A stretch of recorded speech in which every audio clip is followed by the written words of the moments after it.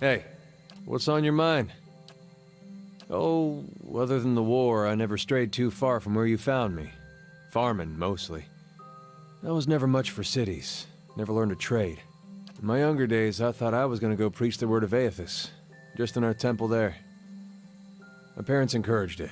I made so much trouble for them growing up. They used to say it'd be best if I got in good with the God of Redemption.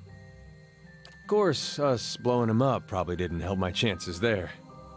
But if anybody'd forgive you for blowing him up, it'd be Aethys. They, they did. It was strange timing, because we just won the war. They celebrated when I came home. There was music and dancing. Trumbull used half his grain making this big honey cake. I still dream about that cake. Like having the best lover of your life, but only for one night. And they were all sorry to hear about my brother. Took a while for word of the purges to reach us. Aethasians being murdered in the streets. Cold morn and the like. No way would they let something like that happen in Gilded Vale. That's what they all said.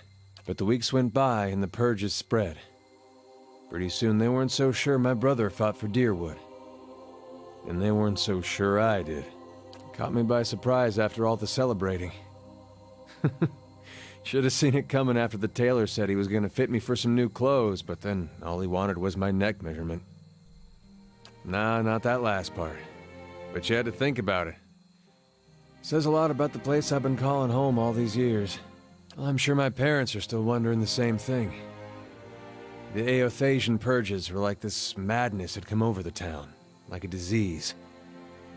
Seems like when you see something like that, your instinct is to wait for it to pass, even when you know it probably won't. The family whose farm I worked on, they had a little Hollowborn girl. And they heard the Animancers had this cure, the Salvation it was called. They went running. This Salvation, they were putting animal souls in children. You might have heard about it, giving them enough personality to care for themselves. Well, you can guess how that turned out. Matter of time, the children broke down, became wild things, monsters. Anyway, these farmers put the family dog's soul in their little girl.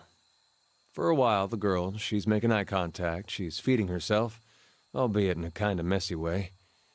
Then one day she snaps. They found her gnawing on her brother's bones.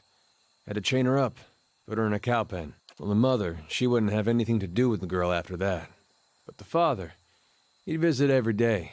Feed her chickens, toss water on her once in a while to get the dirt off. Most of the village, they'd whisper about him. Poor man, they'd say, sick with grief. He was just waiting for his daughter to look up one day and recognize her papa. He was waiting for her to get better. Didn't understand that at the time, of course, but these days I think about him a lot. Woden was, about everything you'd want your firstborn son to be. Dutiful, honest, put thought into everything he did. A real pain in my ass. Made me look bad about every way he could. It wasn't something he tried to do, but of course that just makes it worse. Not that he didn't get into trouble himself. He was just better about feeling guilty after. We used to have this farmer near us, Hereward. Couldn't stop talking about how well he cared for his chickens. How their feathers were the whitest in town. Convinced the butcher to pay him double what the other farmers got. Me and Woden got tired of hearing it. I was maybe 11, 12 at the time. We borrowed about 6 different dyes from the dyer one night. Dyed Hereward's chickens every color but white. Next morning, the butcher comes knocking asking for 6 of his whitest chickens. We were feeling great, up until Hereward saw what we'd done. He just got on his knees and cried right there, all those colorful chickens around him not knowing what to make of it. I thought it served him right, but I could tell Woden had other thoughts. Sure enough, the next day, every one of those chickens had been scrubbed down. They weren't white, mind you, but Woden sure tried. Never said a word to me about it, but I knew. That was Woden. My parents, they always let us be who we were. Never told me to be more like him or anything like that. Which was good, because I was never gonna. What's on your mind? It makes 2 of us.